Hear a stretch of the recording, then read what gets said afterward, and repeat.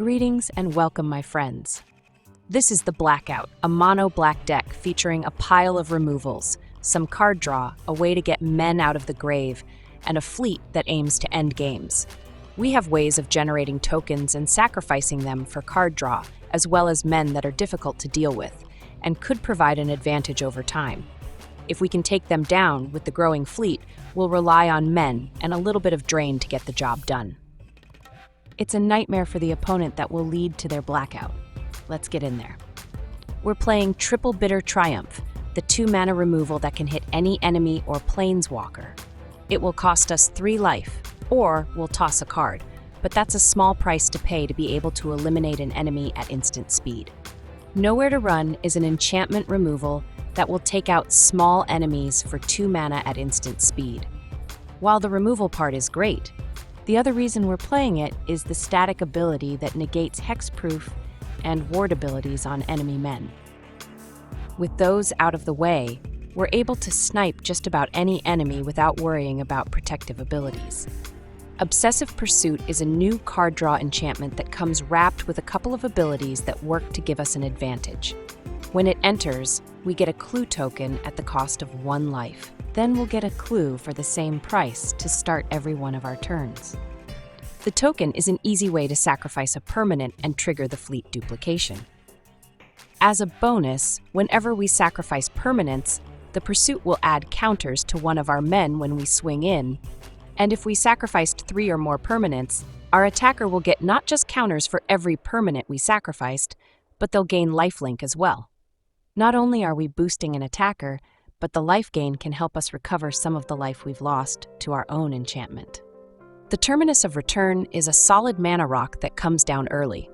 Not only does it ramp us, later in the game we can harness the Terminus and we'll get one of our men back from the grave and right onto our board. To harness the Terminus, we'll need to exile one of our men, but luckily we can make some token men that we can easily give up.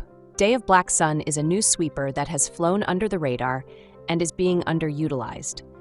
While it might seem like it is a pricey sweeper, it really is a chance to clear out enemies and leave some of our own on board, and it will eliminate men that have indestructible, because this will make them lose all abilities. It's a selective nuke, and one we're happy to use against opponents. Luis is a powerful guy in any black deck, and here he shines as a way of gaining and draining. We're playing only a single copy, as when we get him, we want to play him out for all the marbles. In the late game, he could easily hit the opponent for enough to take them down. His lifelink ability gives us a solid attacker that can keep us in fights long enough to give us a chance. Preacher of the Schism is a fantastic card for this deck. He gives us card draw when we're ahead on life at the cost of 1 life per card, and if we're behind, we'll get a token with lifelink. His Death Touch ability lets him trade with men that are far bigger. While the tokens might be small, we do have the Obsessive Pursuit to make them bigger. Unstoppable Slasher is another powerful card in our arsenal. He's hard to deal with and will easily trade with bigger men thanks to his Death Touch ability.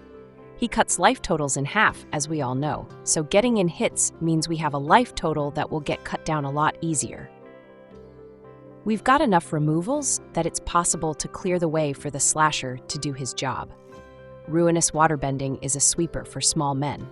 Lands that have been animated thanks to earthbending, as well as any badger moles, will be shipped off in a pine box for the easy price of 3 mana.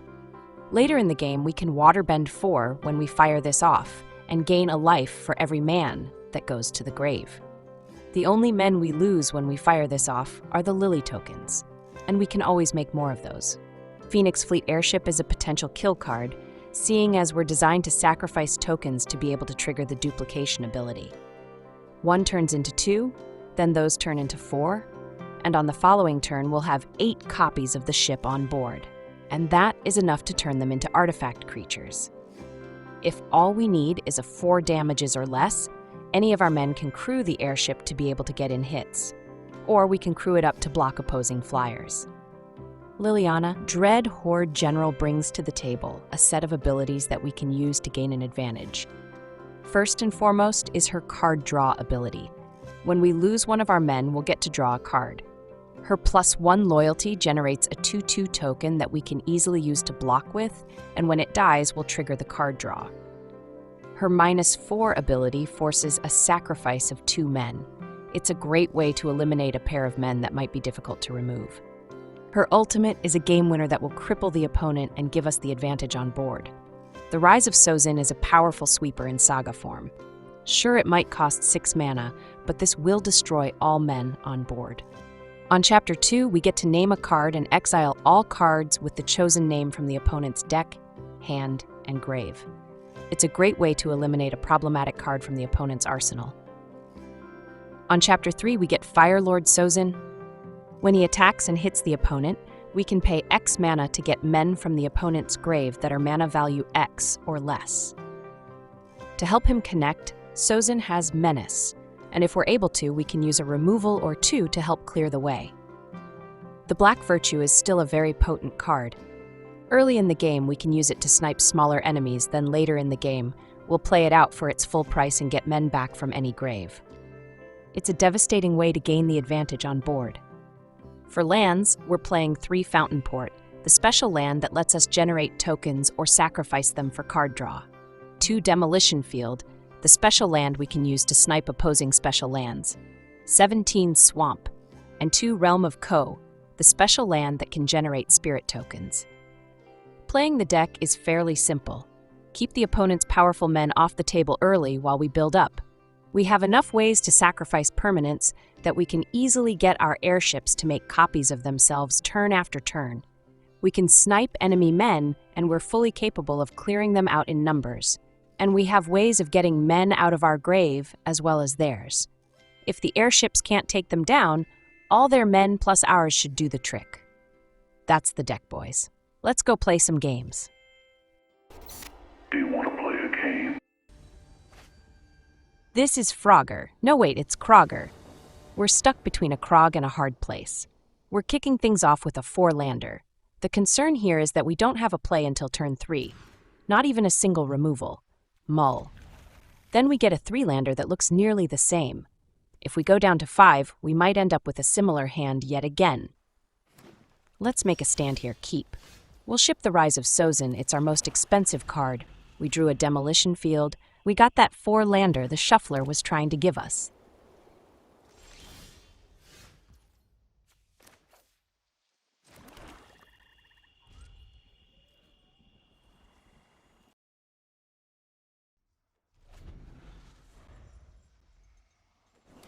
The opponent does us a favor and plays a land before passing the turn.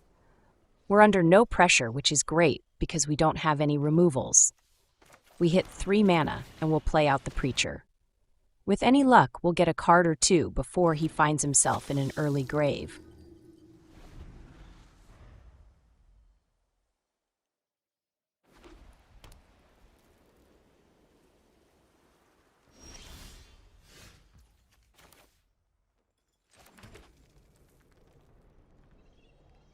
Let's get in for damages before we play out the Airship. We might also draw something else we'd like to play out. We get an Obsessive Pursuit and we could take advantage of it, but first we should get the Airship down.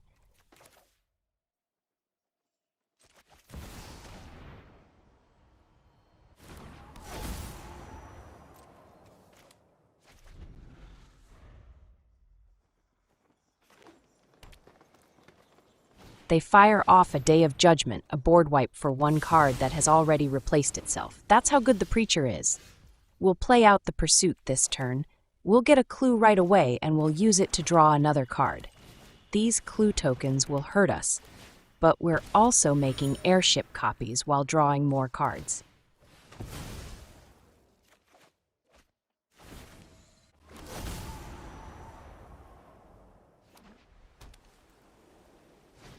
They fire off a Desist. Somehow we've run into the only person that plays it. Against Sweepers.deck, our token men could be critical to our success. We could play out the second Airship, but let's hold tight for now. We have no idea what their plan to win a game actually is. They play out a Cub. Was this their plan all along? We could snipe the Cub, but we have Ruinous Waterbending that can take care of both their men.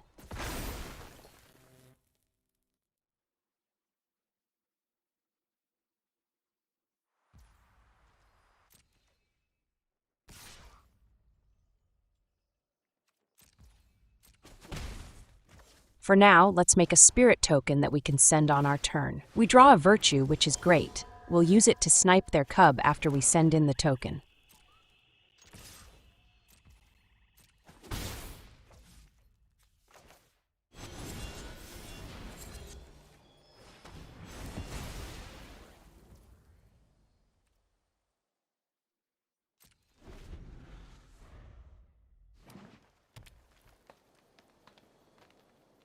They play out through the omen paths, a big, hefty enchantment that will get them free men every turn. And that gets them a free giant tortoise. Now we know their plan, and it's very bad for our health. We'll make another spirit token. They likely won't have blockers for them, so they should be a source of damage. Their turtle power does have ward 3, so that will cost us 5 mana to snipe. I see it as a good long-term investment. Sure, we're about to give them a bunch of treasure tokens, but they already have a heap of mana.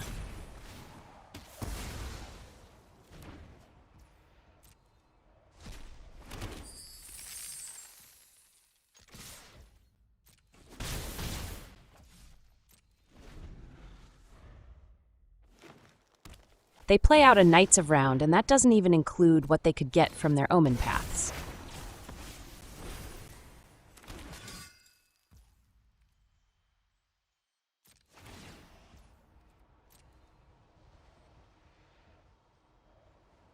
A free green overlord must feel kind of nice, and that gets them a land token.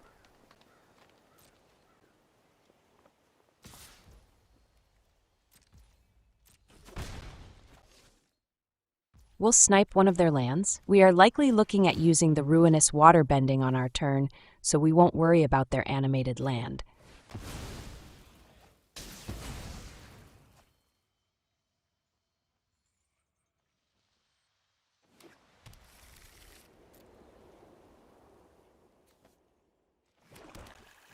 We draw a Terminus and we'll play it out right away. The Day of Black Sun can deal with their board, but we need to get to 10 mana. The Terminus gives us 9, so we're only 1 short.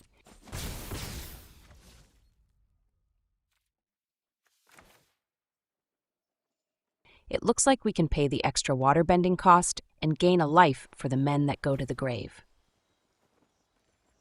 Fire in the Knights of Round hole.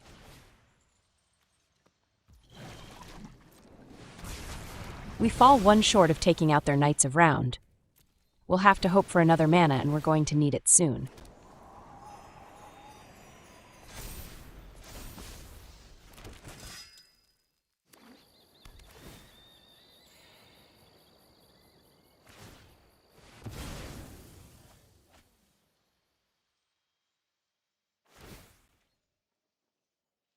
They whiff on their omen paths.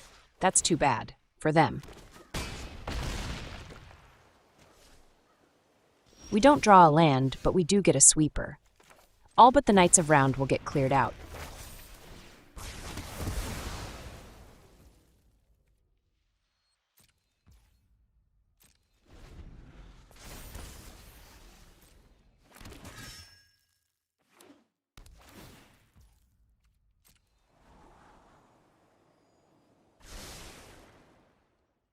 They drop in another cub.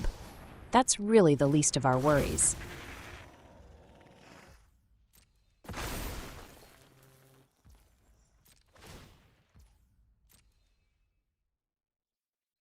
Their omen paths gets them a sin, and while it might be a problem, it is only 7 mana. The Knights of Round is 8, so we're still looking to get to 10 mana. They get a free token cub on top of everything else. We'll take out another non-basic. One thing I've noticed is if you fetch out lands, your chances of drawing more lands seems to go up, when the reverse should actually be true.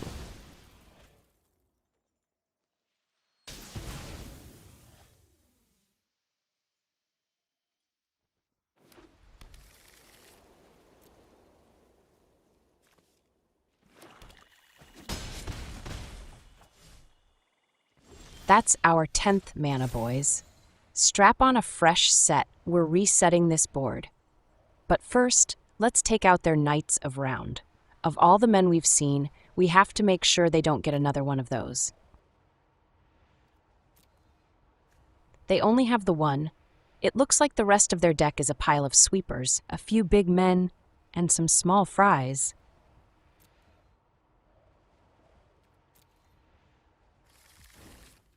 This reset should buy us some time.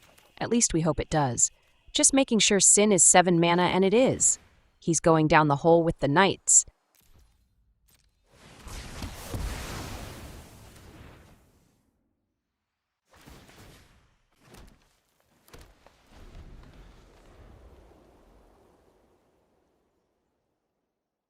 They warp in the anti-casual. We're being hated on yet again. We're so casual it hurts.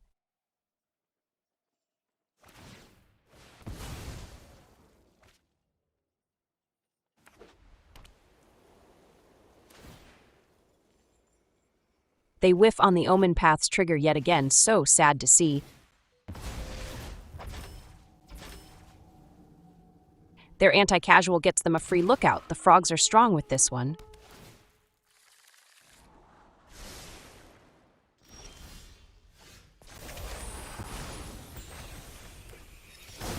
We'll drop in the Virtue. From here on out, we can grab their men to use against them.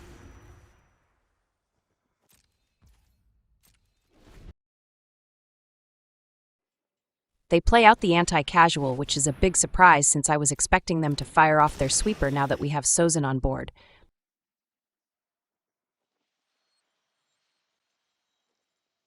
They fire off a bushwhack, that's great and all, but we have a way to downsize their anti-casual. Nice, well done, bro. That was an easy 2-for-1. So easy, even a caveman could do it. I bet that anti-casual downloaded brown in its pants. Now they're forced to use their sweeper. They burned through their whole hand to take out Sozin.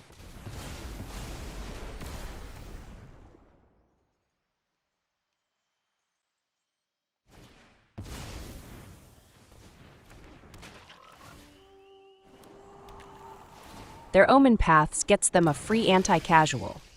That's great and all, but we have a Knights of Round we'll want to dig up.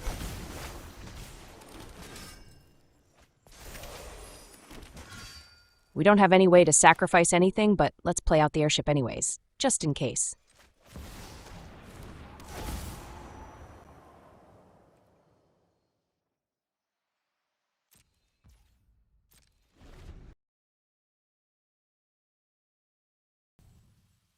They tap out and burn their treasures for a giant united front.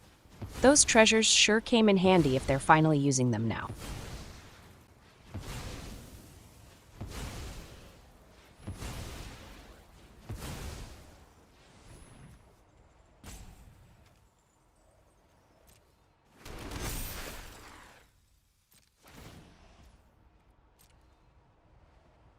Their Omen Paths even gets them a free Tyrant.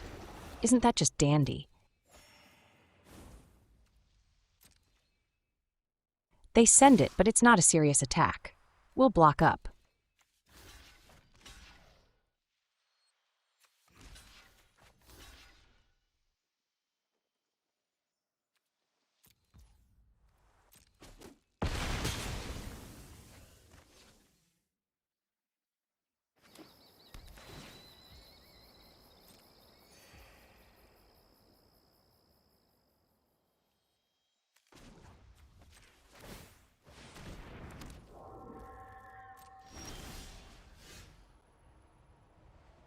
Out of these, I'm not sure what would be all that great.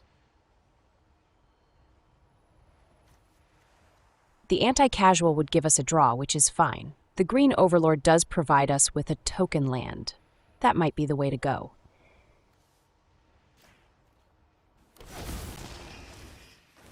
We draw a Lily, that could be huge for us, but this turn has to be another board wipe. We need those tokens gone as well as the Tyrant. We'll send everything first. Every point could matter.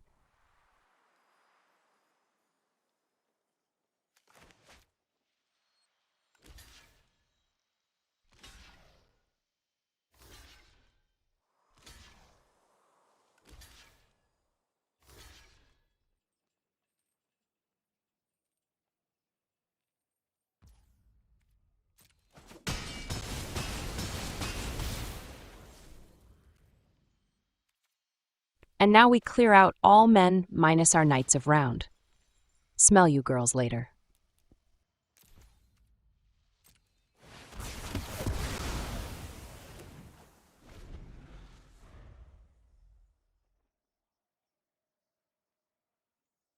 They drew a behemoth off the top. We were bound to end up seeing them eventually.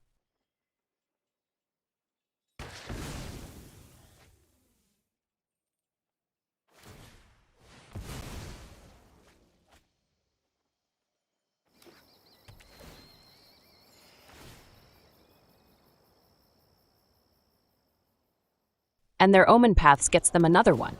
How convenient.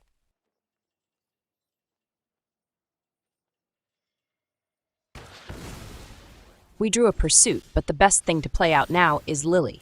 We can use her sacrifice ability to take care of the behemoths.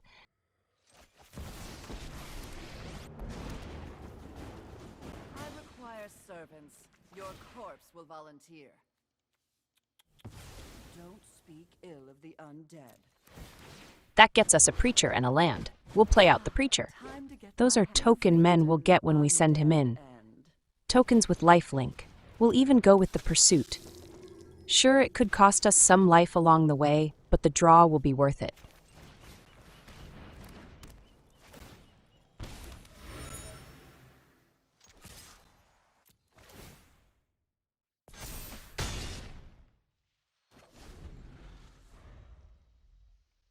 They drew an archive. It's mana, but it can also be sacrificed to draw cards.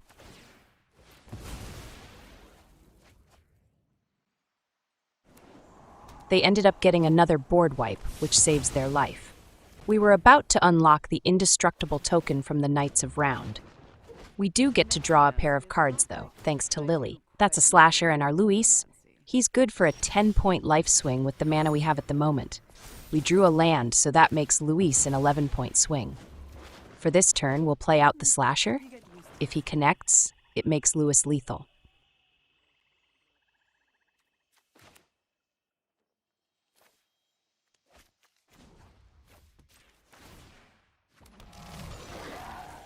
This is more enjoyable than slaying demons.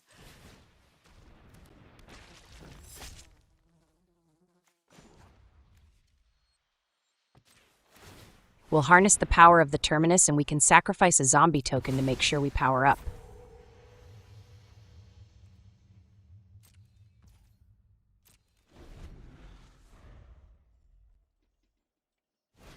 They get a frog blocker, and we don't have any removals. We do have a draw available, but if we save our clue tokens for our turn, we can give the slasher lifelink.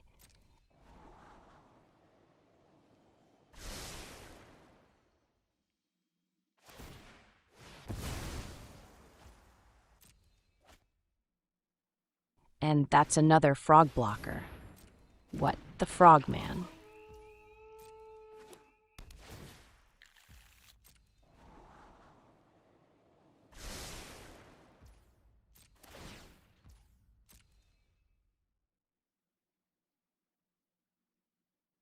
Their omen path scores them another tyrant. Suddenly the tables have turned.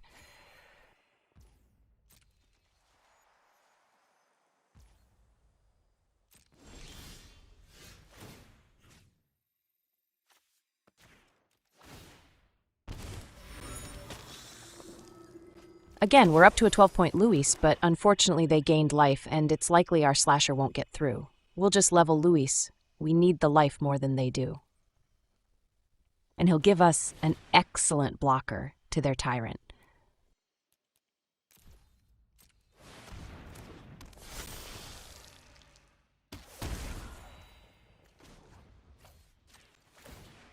We'll send the slasher. We can eliminate one of their men at least. No way but my way. To my surprise, they actually block with the tyrant. Our slasher will be down for a bit, but he also gets us another card thanks to his death.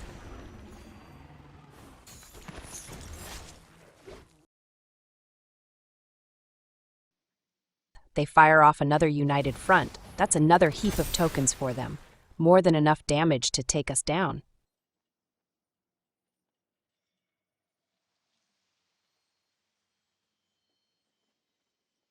The Omen Paths get them another Sin.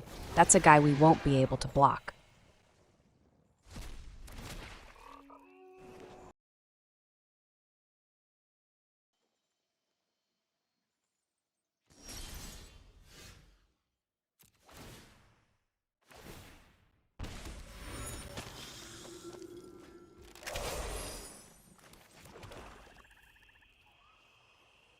We're going to send in Luis and the Preacher. The Preacher gets us another card, and Luis gets us another 14 life.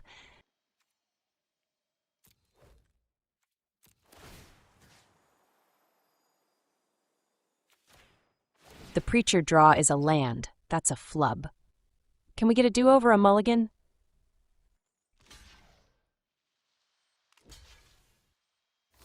They gang block Luis. I had hoped they'd block with just enough to take him out, then we could have surprised them with our removal.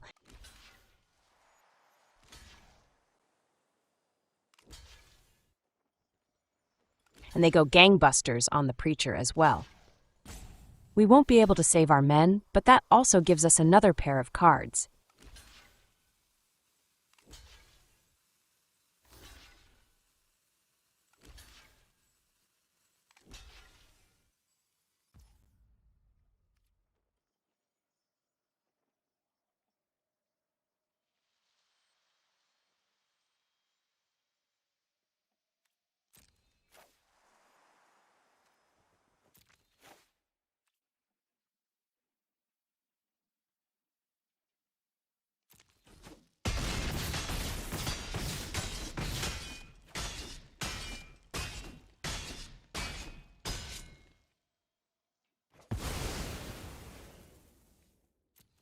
We get a slasher and another land. That's unfortunate.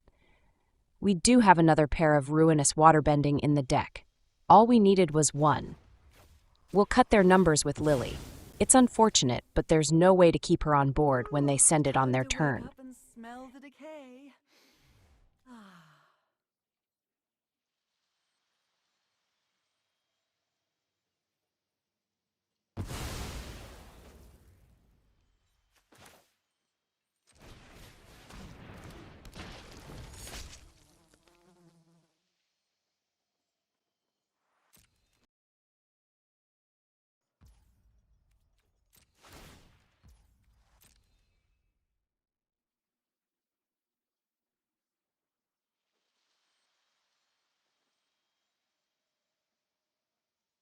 Their Omen Paths gets them a giant pile of nothing. Welcome to the big show. All their men turn sideways, and they even get a surprise cub, but it's too late for these two. They've missed the party.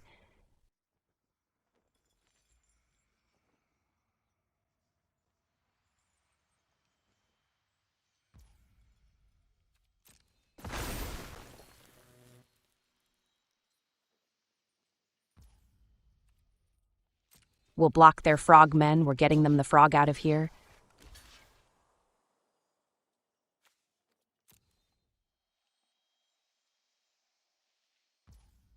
Then we'll use our removal to thin the herd a little bit more.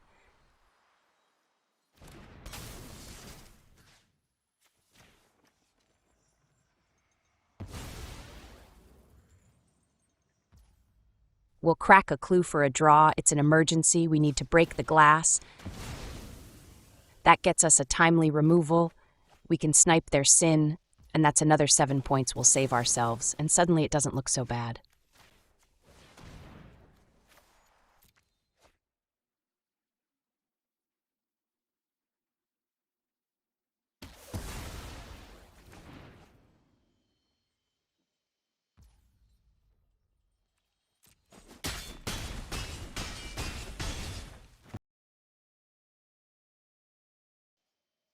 They use a bushwhack to take down or disable our slasher for a while. That will get rid of their token as well. That seems fine.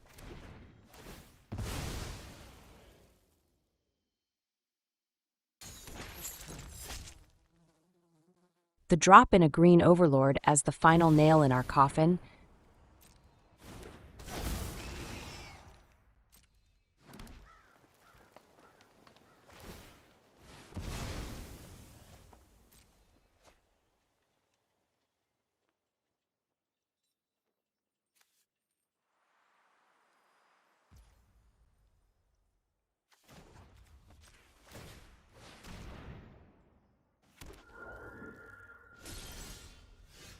We'll get a preacher out. Luis would be fine since he has lifelink already.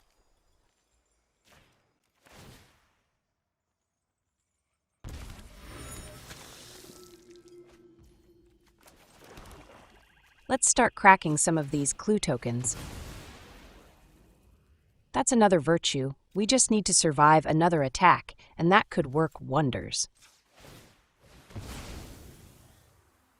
We get a slasher as well. Our sweepers are all at the bottom, apparently. Let's do some sniping before we go any further. It hardly matters what we take out. A token is fine.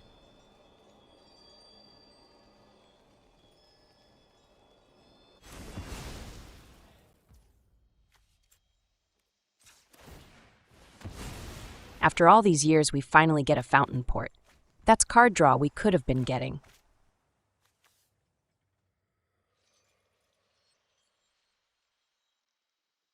Let's drop the virtue in. Every advantage is needed in this game.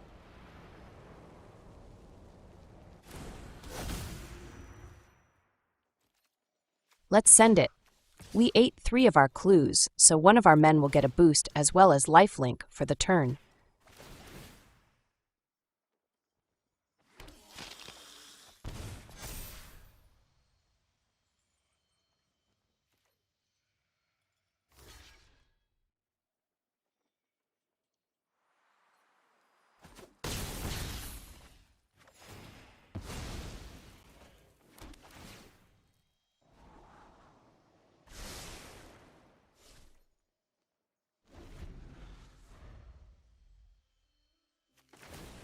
That's another big whiff with their omen paths. They send it all. No mercy asked, none given. We'll block the cub with the preacher and the token will chump their overlord. We'll go down to 2, but we're still alive.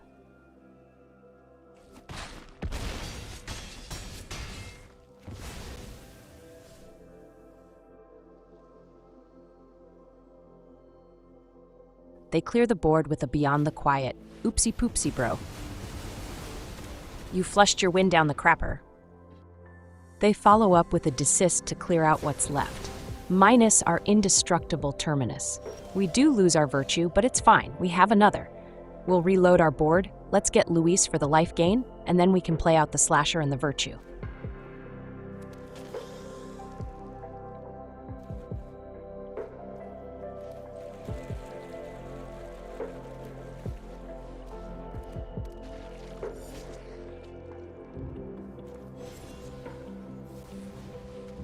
At 2 life, I think we should hold off on the pursuit for a turn or 2.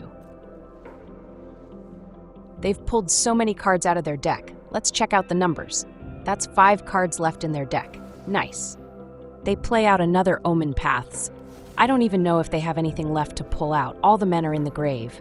And that's where we're looking to score bodies. They fire off another sweeper. That is only a delay now that we're getting men out of the grave. The Omen Paths coughs up a big 0. Where they failed to get men, we will not. Their grave is stocked. We'll get Luis again. Then we'll get their Knights of Round for another go. They give us the GGs. GGs indeed, bro. This was a monster game.